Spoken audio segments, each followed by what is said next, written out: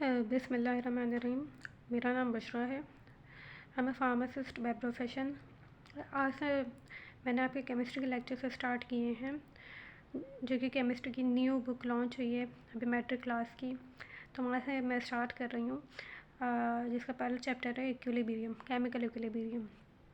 तो इक्विलिब्रियम से स्टार्ट करते हैं। Let's define it. इक्विलिब्रियम की बात करूँगी मैं, फिर मैं ऑफ कोर्स क्योंकि केमिस्ट्री साइंस से रिलेटेड है, तो फिर मैं साइंस में इक्विलिब्रियम कैसे अचीव होता है उसको डिस्क्राइब करूँगी। तो उसके बाद फिर हम केमिकल इक्विलिब्रियम की तरफ आते हैं, लेकिन पहले थोड़ा सा इंट्रोडक्शन इक्विलिब्रियम का कर लेते हैं।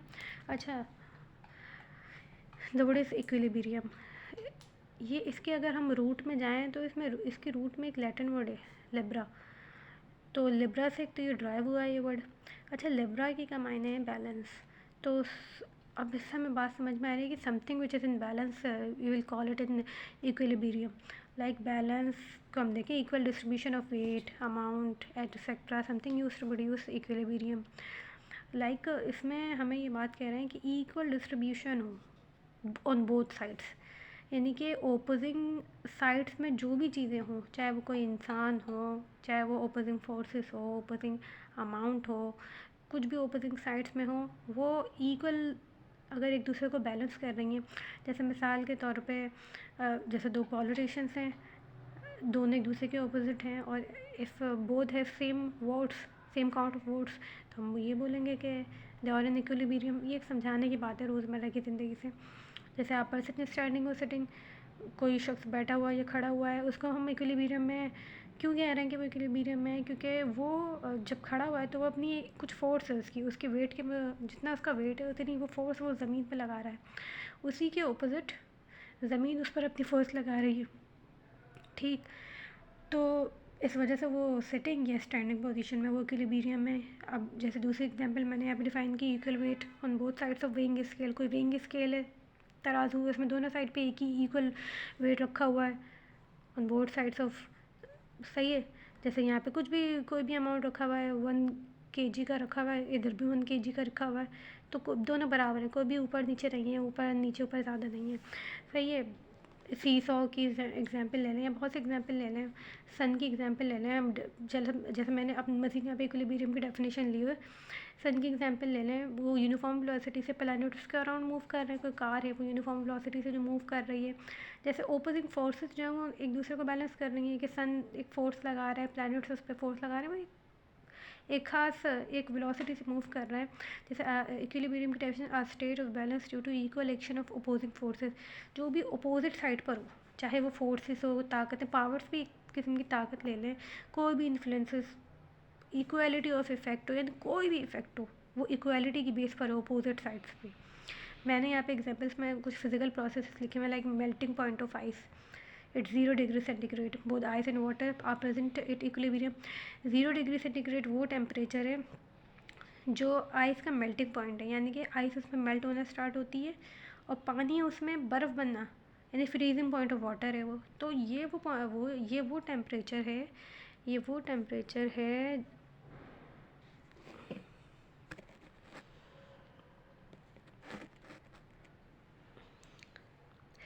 सॉरी, ज़रा कुछ कैमरा मैंने ऊपर रख दिया था, तो मैं ज़रा दोबारा से कह दूँ। एग्जाम्पल में physical process like melting point of ice at 0 degree centigrade, both ice and water are present at equilibrium. तो मीन्स 0 डिग्री सेंटीग्रेड पे वो आइस क्या करेगी, मेल्ट होना शुरू हो जाएगी, और वाटर क्या है, आइस बनना, वो उसका वाटर का फ्रीजिंग पॉइंट है। तो 0 डिग्री सेंटीग्रेड पे हमारे पास वाटर के जो ये दोनों फेसेस हैं वो दोनों हमारे पास प्रेजेंट होते हैं। तो ये जो है वो इक्विलिब्रियम फेस में होता है। Example of insulin and glucagon. अच्छा, ये हमारी बॉडी में कैसे, इंसुलिन हमारे पास और ग्लूकागोन, ये दोनों क्या है, हार्मोन्स हैं। इंसुलिन का काम क्या है कि हमारी बॉडी में जो एक्स्ट्रा शुगर होती है उसको ये कन्वर्ट करता है ग्लाइकोजन में, और ग्लाइकोजन की फॉर्म में ये हमारी बॉडी में स्टोर होती है। अच्छा, ग्लूकागोन दूसरा हार्मोन, ये इसके ऑपोजिट वर्क कर रहा है बॉडी में। इसका काम क्या होता है कि ये जो ग्लाइकोजन है, जब हमारी बॉडी में शुगर की क्वांटिटी कम हो जाती है, ब्लड में शुगर कम है, अब हमें शुगर की ज़रूरत है, तो ये ग्लाइकोजन क्या करेगा, वो ग्लूकागोन क्या करेगा कि ग्लाइकोजन से फिर शुगर बनाना स्टार्ट कर देगा। ये दोनों फिर एक दूसरे के ऑपोजिट काम कर रही हैं। अब अगर और दोनों को बैलेंस कर रही हैं तो इक्विलिब्रियम हमारी बॉडी में शुगर का अचीव हो रहा है। अगर मिसाल के तौर पे कोई भी एक जैसे इंसुलिन ने अगर काम करना बंद कर दिया तो क्या शुगर हमारी बॉडी में ज़्यादा हो जाएगी। तभी हम कहते हैं इंसुलिन वर्क नहीं कर रही। जो डायबिटिक पेशेंट्स होते हैं तो उनको डायबिटीज़ हो जाती है। सही है। तो इन शॉर्ट जैसे एग्जाम्पल ऑफ हीमोग्लोबिन, ये आपकी बुक में भी एग्जाम्पल दी हुई है हीमोग्लोबिन की। ये मैं मिसाल आपको जैसे मिसाल हीमोग्लोबिन क्या है, एक रेड क्या है आयरन कंपाउंड है जो कि ऑक्सीजन कैरी करता है। ये कंपाउंड मैं समझाने के लिए समझाती हूँ। ये जैसे Hb है, ये आपके पास हीमोग्लोबिन है, इसके अंदर ऑक्सीजन है। सही है। ये ऑक्सीजन इसके अंदर प्रेजेंट है। तो इसका काम क्या होता है कि ये ब्लड में ये ऑक्सीजन होती है और ये जाकर जो बॉडी के दूसरे सेल्स हैं उनमें ये ऑक्सीजन डिलीवर करवाती है। तो ये इसका काम, इसको लेके जाना, एक इसको रिलीज़ करना, इसको दोबारा गेन करना, ये भी एक इक्विलिब्रियम से अचीव हो रहा है। ये एक प्रोसेस है। अगर ये सही नहीं होगा तो ऑब्वियस सी बात है कि हमारे पास बॉडी में डिस्टर्बेंस होगी। सही है। अब जो है आपको ये इक्विलिब्रियम तो बहुत अच्छी तरीके से समझ में आ गया होगा। अच्छा, अब मैं केमिकल इक्विलिब्रियम की बात करती हूँ। सही है। थोड़ा सा ज़रा वेट कीजिएगा।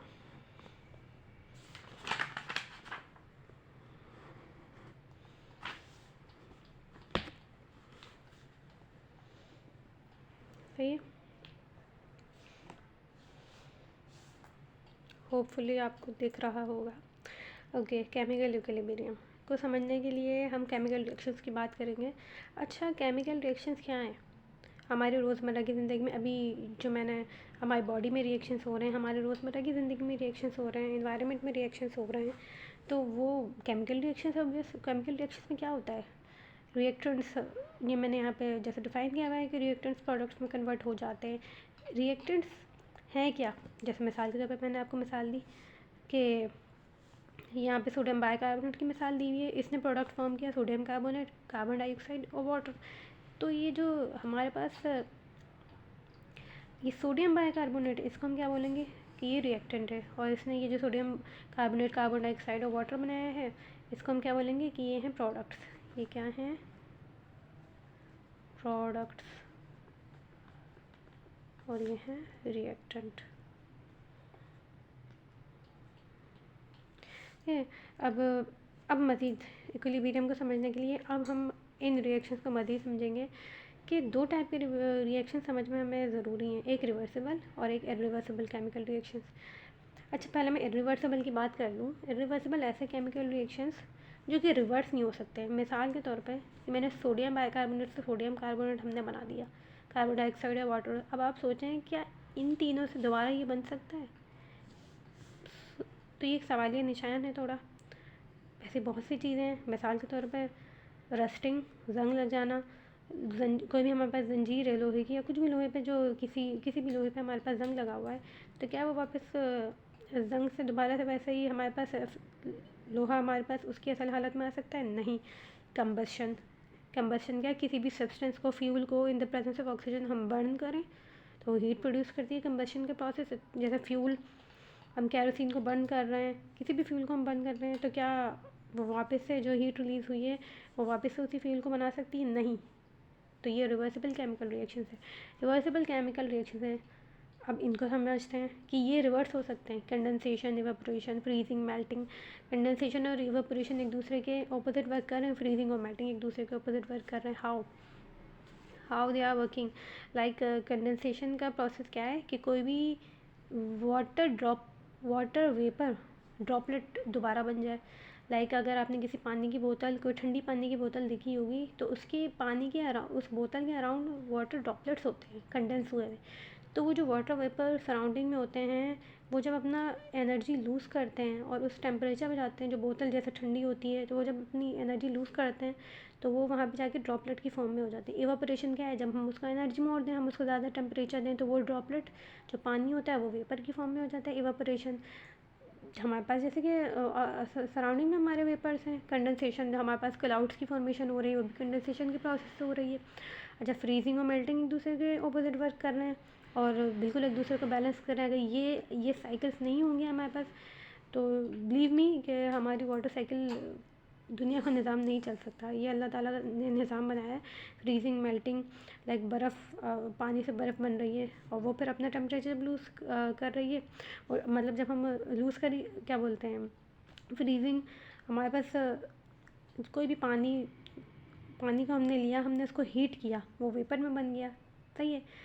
और जब हमने उसका टेम्परेचर कम किया तो वो फ्रीज़ हो गया, सही है। और जब उसने अपना टेम्परेचर अगेन गेन किया तो जो है, अब जब उसने अपना टेम्परेचर कम किया तो वो मेल्टिंग में चले गया। सॉरी ज़रा थोड़ा बहुत अच्छा, तो फिर ये बात हमने कर ली है। ये होपफुली आपको ये बात समझ में आ गई होगी, फ्रीजिंग और मेल्टिंग वाली, कंडेंसेशन और वेपोरेशन वाली, ये दोनों एक दूसरे के अपोजिट वर्क कर रही हैं। फ्रीजिंग, मेल्टिंग, कंडेंसेशन और वेपोरेशन जैसी बात जो है वो हम रिवर्सिबल केमिकल रिएक्शंस पर आ रहे हैं, ठीक। Reversible chemical reactions are what, अभी जो मैंने बताया, सही है। अब मज़ीद मैं इसको डिफ़ाइन कर देती हूँ। Products react again and produce reactants again, जो मैंने अभी बताया कि प्रोडक्ट्स दोबारा, जैसे यहाँ पे मैंने कुछ मिसाल के तौर पे मैं आपको बताऊँ कि A + B C + D बना देती है, तो ये रिएक्टेंट से प्रोडक्ट्स बने और प्रोडक्ट ने रिएक्ट करके दोबारा अगर रिएक्टेंट्स को बना दिया तो ये हमारे पास रिवर्सिबल केमिकल रिएक्शन है। अच्छा, ये फॉरवर्ड रिएक्शन हो गया, ये वाला रिएक्शन ये फॉरवर्ड हो गया, और ये जो हो गया वो रिवर्स हो गया, तो ये क्या हो गया, फॉरवर्ड, और ये क्या हो गया, रिवर्स रिएक्शन। ये जो हमारे पास प्रोडक्ट से रिएक्टेंट्स अगेन बन रहे हैं।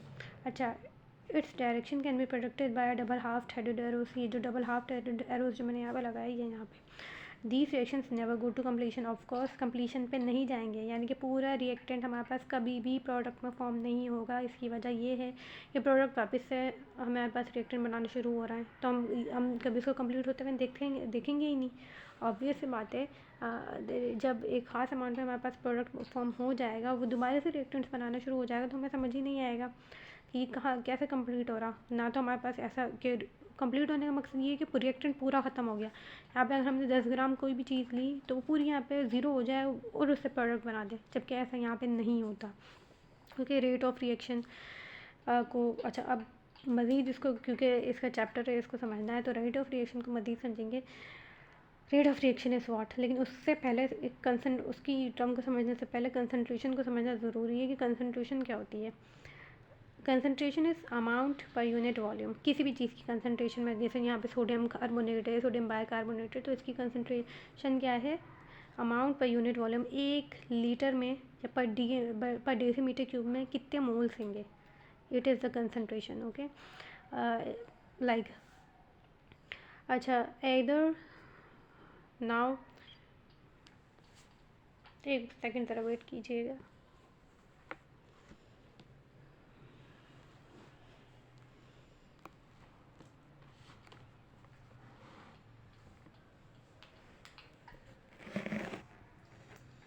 Okay, either the concentration of a product formed in a unit of time or the concentration of a reactant consumed in a unit of time is called rate of reaction, यानी कि speed, कितने time में कितनी concentration reactant की product में convert हो रही है या प्रोडक्ट की रिएक्टेंट में कन्वर्ट हो रही है, वो इसको हम क्या बोलना है, रेट ऑफ रिएक्शन। जैसे कि हम फिजिक्स में पढ़ रहे होते हैं, वेलोसिटी पढ़ रहे होते हैं, स्पीड पढ़ रहे होते हैं, क्या है कि कितने टाइम में वो चीज़ मूव कर रही है, यही तो हम देखते हैं।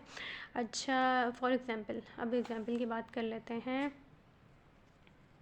इसको समझने के लिए।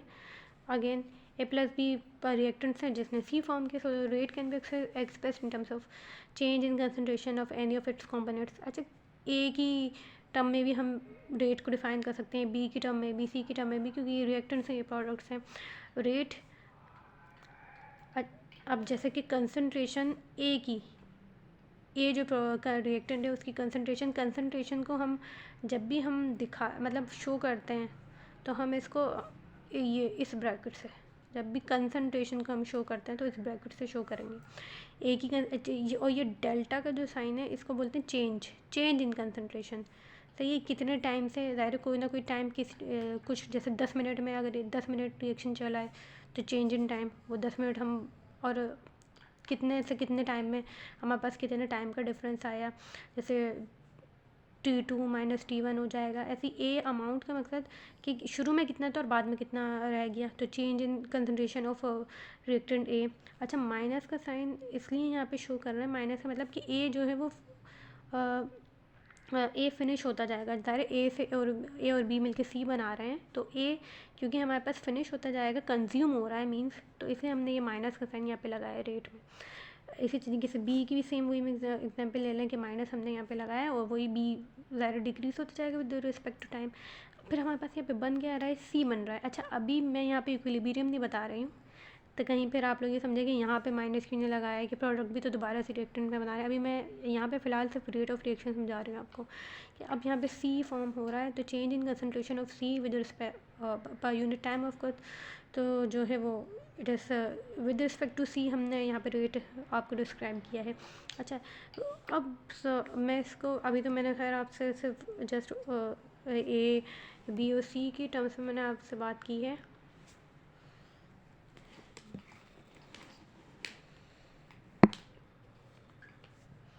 अब जो example of manufacturing of ammonia से मैं आपको जो है वो फिर अपना रिवर्सिबल रिएक्शन समझाऊंगी। मिसाल के तौर पे नाइट्रोजन गैस है और hydrogen gas, 1 mole of nitrogen gas with 3 moles of hydrogen gas हमारे पास 2 मोल्स ऑफ अमोनिया गैस के बना रहे हैं। तो अच्छा, ये जो रिएक्शन है ऑफकोर्स फॉरवर्ड डायरेक्शन में जा रहा है, ये सिंपल थी, एक बात है आपको समझ में आ गई होगी। मज़ीद इसको मैं सही है ऑन कॉन्ट्रास्ट। अच्छा, nitrogen gas with hydrogen gas simple, इस अमोनिया गैस, इस रिएक्शन को अब मैंने इस डायरेक्शन में लिखा है, सॉरी इस डायरेक्शन में लिखा है, यानी कि ये रिवर्स डायरेक्शन में जा रही है। ये जो हमारे पास अमोनिया की फॉर्मेशन का रिएक्शन है, ये रिवर्सिबल रिएक्शन है। इसको मैं यहाँ पे आपको समझाती हूँ। नाइट्रोजन गैस प्लस हाइड्रोजन, ये जो हमारे पास ये वाला साइन आपको दिख रहा है, ये हमारे पास शो कर रहा है रिवर्सिबल रिएक्शन। अच्छा, अब यहाँ पे इक्विलिब्रियम कब अचीव होगा? नाउ द पॉइंट इज कि इक्विलिब्रियम क्या है। मैंने आपको फॉरवर्ड रिएक्शन बारे में बता दिया, रिवर्सिबल रिएक्शन के बारे में, रिवर्स क्या है, फॉरवर्ड। अच्छा, now to understand equilibrium, okay. एक तो ये बात कि जैसे अभी मैंने कंसंट्रेशन आपका समझाया कि कंसंट्रेशन क्या होती है, कि 1 लीटर में कितनी कंसंट्रेशन हमारे पास किसी भी सब्सटेंस की है, उसको हम कंसंट्रेशन बोलें, कितने मोल्स हैं उसके। अच्छा, rate of reaction depends on concentration of reactants और प्रोडक्ट्स। ये बहुत अहम बात है कि जितनी कंसंट्रेशन ज़्यादा होगी उतनी ही ज़्यादा रेट ऑफ रिएक्शन होगा। अब समझते हैं इस ग्राफ से, जो कि बहुत इंपॉर्टेंट ग्राफ है समझने के लिए। ये वाई एक्सिस पे हमने कंसंट्रेशन रखी है और एक्स एक्सिस पर हमने टाइम रखा है।